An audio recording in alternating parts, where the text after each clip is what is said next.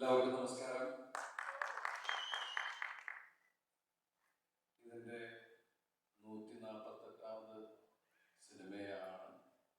പക്ഷേ എന്നെ സംബന്ധിച്ച് ഞാൻ ഇന്ന് വേദിയിൽ നിൽക്കുമ്പോൾ എന്താണെന്നറിയില്ല, പ്രത്യേക ഒരു നെഞ്ചിടിപ്പോടുകൂടിയാണ് നിൽക്കുന്നത്. ആദ്യമായിട്ടൊരു സിനിമ ഇറങ്ങാൻ പോകുന്നതിൻ്റെ ആ ഒരു ഫീലാണ്. സാധാരണ അപൂർവമായിട്ട് അങ്ങനെ സംഭവിക്കാറുള്ളൂ. എന്നെ വിശ്വസിച്ച് ഈ സിനിമയിലെ കഥാപാത്രത്തെ ആബേൽ ജോഷുവ മാത്തൻ എന്ന കഥാപാത്രത്തെ ഏൽപ്പിച്ച ഇതിൻ്റെ സംവിധായകൻ രതീഷ്. കാരണം ദിലീപ് എന്ന് പറയുമ്പോൾ എല്ലാവരും എൻ്റർടൈൻമെൻറ്റ് എന്നുള്ള രീതിയിലാണ് കാണുന്നത്. ഇപ്പോൾ ഒരു ആക്ടർ എന്നുള്ള രീതിയിൽ ഈ 28 വർഷമായിട്ട് വളരെ വ്യത്യസ്തമായിട്ടുള്ള ഒരുപാട് വേഷങ്ങൾ എനിക്ക് കൈകാര്യം ചെയ്യാൻ അവസരം തന്ന എൻ്റെ പ്രിയപ്പെട്ട പ്രേക്ഷകർ, എൻ്റെ പ്രിയപ്പെട്ട നിർമ്മാതാക്കൾ, എൻ്റെ സംവിധായകർ, എൻ്റെ എഴുത്തുകാർ, എൻ്റെ ആർട്ടിസ്റ്റുകൾ, ഒരുപാട് പേര്, എല്ലാവരോടും കടപ്പാട് നന്ദിയും ഈ അവസരത്തിൽ അറിയിക്കുകയാണ്. ഒരു ആക്ടറെ സംബന്ധിച്ച് ഡിഫറൻ്റ് ആയിട്ടുള്ള വേഷങ്ങളിലൂടെ പോകുക എന്നുള്ളത് നമ്മുടെ സ്വപ്നം, ആഗ്രഹമൊക്കെയാണ്. അതിന് ശരിക്കും പറഞ്ഞാൽ ഒരുപാട് പേരോട് നന്ദി പറയാൻ. കാരണം തമാശ മാത്രം ചെയ്തുകൊണ്ടിരുന്ന സമയത്താണ് ഈ വേദിയിൽ നിന്ന് പറയാം, ജോഷി സാറ് വളരെ ശക്തമായിട്ടുള്ള അന്നത്തെ വാളയാറിലൂടെ സ്പിരിറ്റ് കിടക്കുന്ന ചെറിയൊരു ആക്ഷൻ ഓറിയന്റഡ് അങ്ങനെയുള്ള രീതിയിൽ ചെയ്യാവുന്ന സിനിമയുടെ തുടക്കം. പിന്നീട് സാറ് തന്നെയാണ് എന്നെ കേരളത്തിൻ്റെ ഹോം മിനിസ്റ്റർ ആക്കിയത്. സാറ് പിന്നെ ചെസ്, അതൊക്കെ വേറെ തരത്തിലുള്ള സിനിമ ചെയ്യാനുള്ള ഒരു ലൈസൻസ് കിട്ടുക എന്ന് പറഞ്ഞ വലിയ സന്തോഷം. ഇന്നും നമ്മുടെ പ്രിയപ്പെട്ട പ്രേക്ഷകരടക്കം എല്ലാവരും ചോദിക്കുന്നുണ്ട് എന്നാണ് വളരെ പരമശിവന്നൊക്കെ. അപ്പോൾ ആ സിനിമ അത്രത്തോളം ജനങ്ങളിലേക്ക്. അപ്പോൾ തമാശ മാത്രം ചെയ്തിരുന്ന സിനിമകളിൽ നിന്ന് വ്യത്യസ്തമായിട്ടുള്ള കഥാപാത്രങ്ങളിലേക്ക് കടക്കാനുള്ള അവസരം തന്ന എൻ്റെ പ്രിയപ്പെട്ട സംവിധായകരുടെ ഈ സമയത്ത് ഞാൻ നന്ദി പറയുന്നത്. അങ്ങനെ പല സിനിമകൾ ചെയ്ത് ചെയ്ത് ചെയ്ത് ഇന്നിപ്പോൾ തങ്കമണി എന്ന സിനിമയിൽ എത്തി നിൽക്കുകയാണ്. 1986 തങ്കമണി കട്ടപ്പനയിലെ, ഇടുക്കി ജില്ലയിലെ കട്ടപ്പനയുടെ അടുത്തുള്ള തങ്കമണിയിൽ തങ്കമണി സംഭവം ഉണ്ടാവുകയും അതൊക്കെ ഞാൻ അന്നത്തെ പത്രങ്ങളിലൊക്കെയാണ് വായിച്ചത്. അന്ന് ഞാൻ കോളേജിൽ പഠിക്കുന്ന സമയമാണ്. പക്ഷേ ലൈഫിൽ ഞാൻ ഒരിക്കലും ചിന്തിച്ചിട്ടില്ല തങ്കമണിയിൽ ജീവിക്കുന്ന, തങ്കമണിയിൽ ജനിച്ചു വളർന്ന ഒരു കഥാപാത്രമായിട്ട് ഞാൻ പിന്നീട് അത് ഒരു സ്ക്രീനിൽ പ്രസന്റ് ചെയ്യുന്ന ഒരു അവസ്ഥയിൽ ഞാൻ സ്വപ്നത്തിൽ പോലും ചിന്തിച്ചിട്ടില്ല. പക്ഷെ അന്നൊക്കെ തങ്കമണി എന്ന് പറയുന്നത് എന്നെ സംബന്ധിച്ച് വളരെ ദൂരെയുള്ള ഒരു നാടാണ്. ഞാൻ ആലുവയിൽ പഠിക്കുകയും ഒരു വൈപ്പിൻ കരയും അല്ലെങ്കിൽ കൂടി ഒന്ന് എറണാകുളം ജില്ല, പിന്നെ ഗുരുവായൂർ അമ്പലത്തിൽ പോകുമ്പോൾ തൃശ്ശൂർ ജില്ലയിലേക്ക് പോകാം, ഇങ്ങനെയൊക്കെ ഉള്ളൊരു ലോകമായിരുന്നു എൻ്റേത്. അന്ന് എന്നെ സംബന്ധിച്ച് കട്ടപ്പന എന്ന് പറഞ്ഞ വളരെ ദൂരമുള്ള എവിടെയോ ഉള്ളൊരു സ്ഥലം, അവിടെ ഇങ്ങനെയൊക്കെ സംഭവിച്ചു. പക്ഷെ ഈ സിനിമയുടെ കഥയുമായിട്ട്, അല്ലെങ്കിൽ തങ്കമണി സംഭവത്തിനെ ബേസ് ചെയ്തൊരു കഥയുണ്ടെന്ന് രതീഷ് പറയുകയും രതീഷ് അതിനെക്കുറിച്ച് പറയാൻ വരികയും അപ്പോഴാണ് തങ്കമണി എന്ന് പറയുന്ന ആ ഗ്രാമത്തിൻ്റെ വേദന, അതിൻ്റെ ആഴം എനിക്ക് മനസ്സിലാവുകയുണ്ടായി. പക്ഷെ ഇതിൽ ഞാൻ കണ്ടത് ഒരു വ്യത്യസ്തമായിട്ടുള്ള വെച്ചാൽ റിയൽ ഇൻസിഡൻസിനെ ശരിക്കും ഒരു ഫിക്ഷനോട് ബ്ലെൻഡ് ചെയ്തിട്ട് ഒരു കഥ എന്ന് ഞാൻ കേട്ടു. അപ്പോൾ അത് ആബേൽ ജോഷുവ മാത്തൻ എന്ന കഥാപാത്രത്തിലൂടെയാണ് അയാളുടെ പ്രണയം, അയാളുടെ കുടുംബം, അയാളുടെ സൗഹൃദം എല്ലാം കൂടി ചേർത്ത് ആണ് ഈ സിനിമ പുറത്തിറക്കിയിരിക്കുന്നത്. റിയൽ ഇൻസിഡൻസ് ഏറ്റവും കൂടുതൽ ഇപ്പോൾ ലാസ്റ്റ് മഞ്ഞുമൽ ബോയ്സ് വരെ നമ്മൾ കണ്ട കാര്യങ്ങൾ അല്ലെങ്കിൽ കേട്ടറിഞ്ഞ കാര്യങ്ങൾ നമ്മുടെ മുമ്പിൽ ബിഗ് സ്ക്രീനിൽ അത് റീക്രിയേറ്റ് ചെയ്യുക. അപ്പം അങ്ങനെയുള്ള ഇപ്പോൾ ഒരുപാട് സിനിമകളുണ്ട്. ഇപ്പോൾ 12th ഫെയിൽ, അങ്ങനെ ഒരുപാട് സിനിമകൾ. 2018 മലയാള സിനിമയിൽ ഏറ്റവും വലിയ ഹിറ്റായ സിനിമ നമ്മൾ കണ്ടതാണ്, നമ്മൾ അനുഭവിച്ചറിഞ്ഞതാണ്. അപ്പം അങ്ങനെ നിൽക്കുന്ന സമയത്ത് ഇത് തങ്കമണി എന്ന നാടിനോടുള്ള, അത് ലോകത്തിന്റെ മുമ്പിലേക്ക് തങ്കമണി എന്ന നാടിനെ നമ്മൾ ശ്രദ്ധിപ്പിക്കുന്നു, അല്ലെങ്കിൽ നാടിന് ഡെഡിക്കേറ്റ് ചെയ്യുന്ന ഒരു സിനിമ തന്നെയായിരിക്കും മോശമാക്കാനൊന്നുമുള്ള സിനിമ തന്നെയല്ല. ഇപ്പോൾ രമേശ് ചേട്ടനൊക്കെ പറഞ്ഞ പോലെ ഈ സിനിമ നമുക്ക് ഒരു തങ്കമണിയും മാറട്ടെ എന്നാണ് പ്രാർത്ഥന. കാരണം നമ്മൾ ഈ സിനിമ ചെയ്തിട്ടുണ്ട്, ഈ സിനിമ നിങ്ങൾ കാണുക, കാരണം വേറെ അവകാശവാദങ്ങളൊന്നും പറയുന്നില്ല.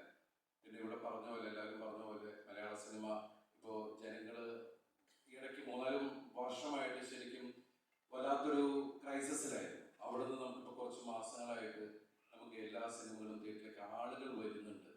അത് പ്രത്യേകിച്ച് ഏറ്റവും കൂടുതൽ എടുത്തു പറയേണ്ടത് യങ്സ്റ്റേഴ്സിനോടാണ്. അവരാണ് ആദ്യത്തെ ദിവസങ്ങളിൽ സിനിമ ഒരു ആവേശമാക്കുന്നത്. അവരെല്ലാവരും ഇപ്പൊ ആഴ്ചയിൽ 1-2 സിനിമ കാണാൻ അവർ തയ്യാറാകുന്നു എന്ന് പറയുമ്പോൾ മലയാള സിനിമയ്ക്ക് ഒരു സുവർണ്ണകാലം വീണ്ടും തുടങ്ങുന്നു. അതിലേക്ക് ആ കൂട്ടത്തിൽ ഈ സിനിമയെ കൂടി കരുതണമെന്നാണ് നമ്മുടെയൊക്കെ പ്രാർത്ഥന. അതുപോലെ തന്നെ ഈ സിനിമയിൽ എൻ്റെ കൂടെ അഭിനയിച്ച ആളുകൾ, അതിൽ ഇപ്പോൾ പ്രണീത ഇവിടെ ഉണ്ടായിരുന്നു. പ്രണീത വളരെ നിന്ന് ഫ്ലൈറ്റ് പറഞ്ഞിട്ടാണ് പോയത്. പിന്നെ നീത പിള്ള, അതുപോലെ അജ്മൽ, പിന്നെ എനിക്ക് കൂട്ടായിട്ടുള്ള ഇപ്പൊ അമ്പി ചേച്ചി എൻ്റെ ഒരുപാട് സിനിമകളിൽ അഭിനയിച്ചതാണ്. പുതിയതായിട്ട് അഭിനയിച്ചത് മാളവിക, അതുപോലെ ശിവകാമി, പിന്നെ മിനു ഒക്കെ വോയിസ് ഓഫ് സത്യനാല് ഞങ്ങൾ ഒരുമിച്ചുള്ള കോമ്പിനേഷൻ ഉണ്ട്. രമ്യ കോടതി സംശയമായ വക്കീലിലുള്ളതാണ്. പിന്നെ ഞാൻ ആദ്യം വിചാരിച്ചത് ഇങ്ങനെ മലയാളി അല്ല എന്നാണ് വിചാരിച്ചത്. നല്ല ഫ്ലുവൻ്റ് ആയിട്ട് മലയാളം പറഞ്ഞാൽ കേട്ടപ്പോഴാണ് സുധീർ നായർ. ഞാൻ ഒരുപാട് സിനിമകൾ അഭിനയിക്കണമെന്ന് ആഗ്രഹിച്ചിരുന്നതാണ്. കൂടെ എപ്പോഴെങ്കിലും വർക്ക് ചെയ്യണമെന്ന് ആഗ്രഹിച്ചതാണ്.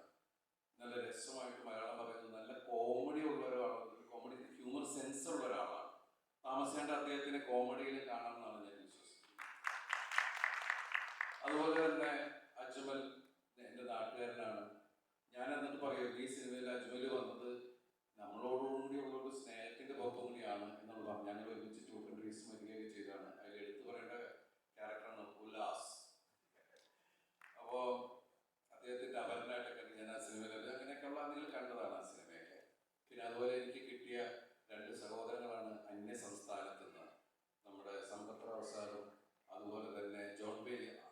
ബ്രദർ പോയിട്ടില്ല, വെറും അതൊരു 1.5 സാധനം നിങ്ങൾക്ക് മനസ്സിലായേ. ഏത് നിമിഷത്തിലും നമ്മൾ ചെയ്യുന്നത് വളരെ സീരിയസ് അല്ലെങ്കിൽ വളരെ ഇമോഷണൽ സീനാണെങ്കിൽ പോലും ഷോട്ട് കഴിഞ്ഞാൽ മാറിയെന്ന് എല്ലാവരോടും കോമഡി പറയുന്ന ഒരു രീതിയായിരുന്നു. അത് രതീഷിനും ഒട്ടും മോശമൊന്നുമല്ല. അപ്പോൾ ഈ സിനിമ ശരിക്കും പറഞ്ഞാൽ ഒരു എന്താ പറയുക, ജനങ്ങളെ എൻഗേജ് ചെയ്യിപ്പിക്കുന്ന രീതിയിൽ തന്നെയാണ് ഇത് മേക്ക് ചെയ്തിരിക്കുന്നതൊക്കെ.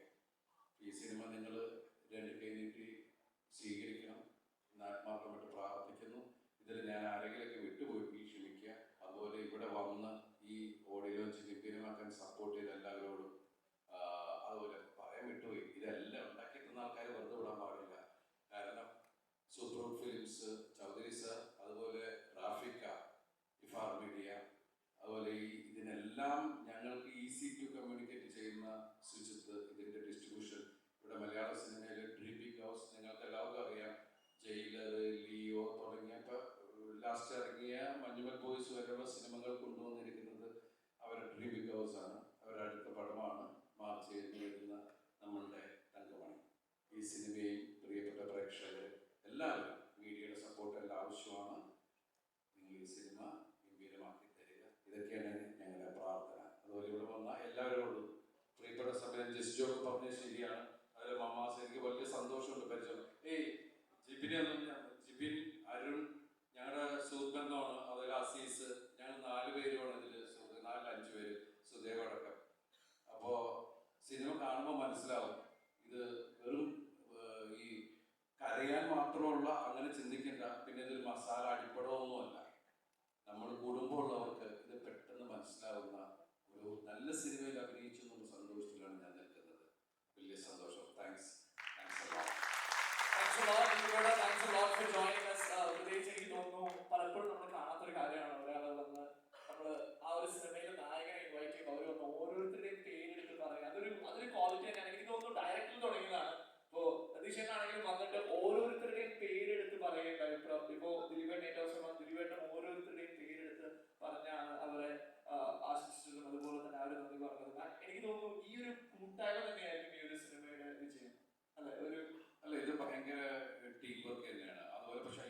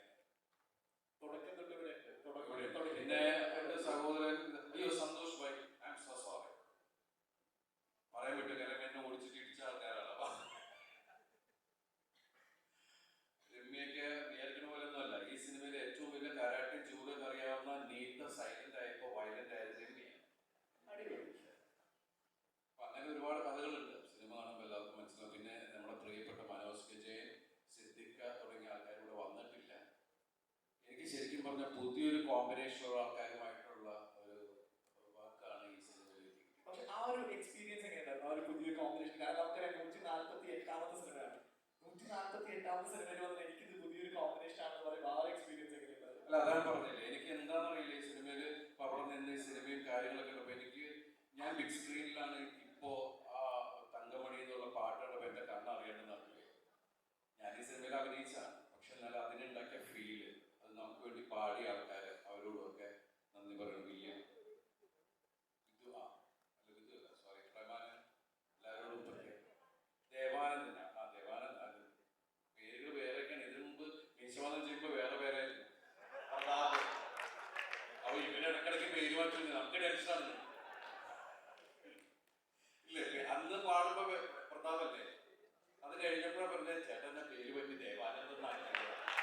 അപ്പൊ ഇടയ്ക്കിടയ്ക്ക് മാറ്റുമ്പോ പറയണം, എനിക്ക് മാറ്റമില്ല, ഫിക്സ്. Okay daddy. ആള് വിചാരിക്കണ്ട മാറ്റണ്ടായിരുന്നു വിചാരിക്കണ്ട. ഇപ്പോഴാണ് എല്ലാവരും അറിഞ്ഞത്. സോ ദിലീപേട്ട, താങ്ക്സ് എ ലോട്ട്. ഇന്നത്തെ ഒരു ദിവസം ഇവിടെ എത്തി. എനിക്കറിയാം ദിലീപേട്ട സിനിമയാണ്, നമ്മളെല്ലാവരും കാത്തിരിക്കുകയാണ്. അപ്പൊ പക്ഷെ എന്താന്ന് വെച്ചാൽ രാവിലെ തുടങ്ങി, ഇന്നലെ തുടങ്ങി പ്രൊമോഷന്റെ പരിപാടിയായിട്ട് ഇങ്ങനെ ഓരോ കാര്യങ്ങൾ സംസാരിച്ചിട്ടുണ്ട്. സത്യം പറഞ്ഞിട്ട് വെളിവ് പോയിട്ട് അടിപൊളി. പക്ഷെ രാവിലെ തൊട്ട് പ്രൊമോഷൻ ആണെന്ന് പറഞ്ഞു. അപ്പൊ നമുക്കറിയാം നമ്മുടെ ഈ സിനിമ മാർച്ച് 7 തിയേറ്ററിൽ എത്തും. അതിന് മുമ്പായിട്ട് എല്ലാവരിലേക്കും എത്തിക്കുന്നവർ തന്നെയാണ് നമ്മുടെ മീഡിയ ആളുകൾ, അല്ലെ? അപ്പൊ നമ്മുടെ മീഡിയ ടീമിന് നല്ലൊരു കൈയടി കൊടുക്കാൻ വേണ്ടി ഒരു ദിവസം ഇവിടെ നിങ്ങളുടെ ഒരു സപ്പോർട്ട്. നമ്മൾ പറഞ്ഞ മലയാള സിനിമയുടെ സുവർണ്ണ കാലമാണ്, അതിന് ഒരു മികച്ച കാരണം നിങ്ങൾ ഓരോരുത്തരും കൂടിയാണ്. തീർച്ചയായും. അതെ. അപ്പൊ എനിക്ക് തോന്നുന്നു ഇന്നത്തെ ഒരു ദിവസത്തിന്റെ ഒരു ഓർമ്മ നമുക്ക് ക്രിയേറ്റ് ചെയ്യാം. അയ്യോ, ഞാൻ പറയാൻ വിട്ടുപോയി. എന്നെ നിങ്ങളുടെ മുമ്പിൽ പല രൂപത്തിലെത്തിക്കുന്ന ഒരാളെ കുറിച്ച് ഞാൻ പറഞ്ഞില്ല. മായാമോഹിനിയായിട്ടും സൗണ്ട് തോമയൊക്കെ ആയിട്ട് എന്നെ ഈ രൂപത്തിലെത്തിച്ച Roshan. So sorry.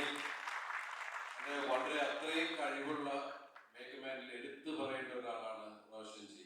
I M so sorry. കാരണം ഇവിടെ ഞാൻ പറഞ്ഞില്ലേ, ഭയങ്കര നെർവസ് ആയി. എന്താണ് സംഭവം എനിക്ക് മനസ്സിലായില്ല. ഞാൻ ഭയങ്കര നെഞ്ചിടിച്ചുകൊണ്ടാണ് ഇവിടെ വന്ന് നിൽക്കുന്നത്. അതുകൊണ്ട് ഇവിടെ വന്ന ലിസ്റ്റുമായി ഷാജുഭായ്, എല്ലാവരോടും നന്ദി, ഒരുപാട് നന്ദി. ആരെങ്കിലും വിട്ടുപോയിട്ടുണ്ടെങ്കിൽ ക്ഷമിക്കുക, ഞാൻ ഇവിടെ വിട്ടുപോയില്ല.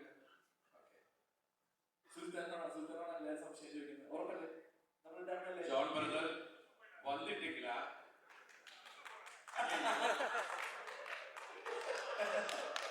സാർ, അത് ഡ്രസ്സല്ലേക്ക് പോയിട്ട് സാർ, അത് യാത് വാങ്ങിച്ചു.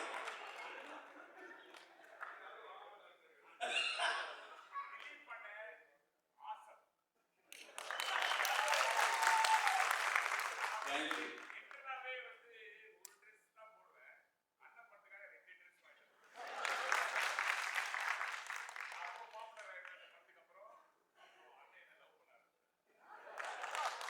Love you, brother. Thank you so much. Thanks a lot, Dilipata. Thanks a lot for joining us. ഒരു നല്ല കൈഡി കൊടുക്കാം. നമ്മൾ ഏവരും മനസ്സിനോടും ഒരുപാട് സ്നേഹത്തോടെ ആശംസിക്കുകയാണ് ഫോർ തങ്കമണി. ഞാൻ എങ്ങനെ പറഞ്ഞു പോയിട്ടുണ്ടോ ആരെങ്കിലും ദിലീപേട്ട?